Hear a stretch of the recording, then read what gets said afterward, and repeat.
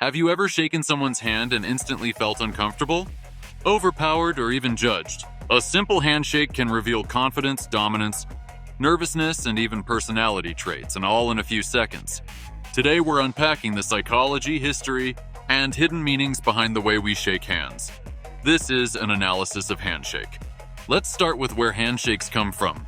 Thousands of years ago in primitive tribal societies, people would extend their hands with open palms to show they weren't carrying any weapons.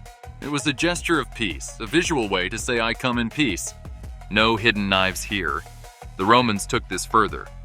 In an era where sleeve daggers were common, they developed a version of the handshake where they would grasp each other's lower arms. This was both a greeting and a safety check, making sure no one was hiding. A blade up their sleeve. In the 1800s, handshakes evolved into a professional and social norm. They became the unspoken contract in business, a way to seal deals, establish trust, and signal mutual respect. But here's what most people don't realize. Even today, the way you shake hands sends subconscious signals about your confidence, intent, and even your personality. Let's break it down. There are three basic types of handshake messages. 1. Dominance. If your palm faces down during a handshake, you're signaling control or authority. It's subtle, but it creates the sense that you're taking the lead in the interaction.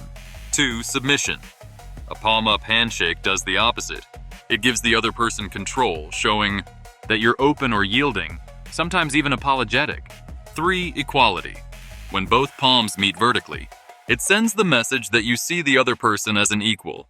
This is the ideal in most professional or friendly settings.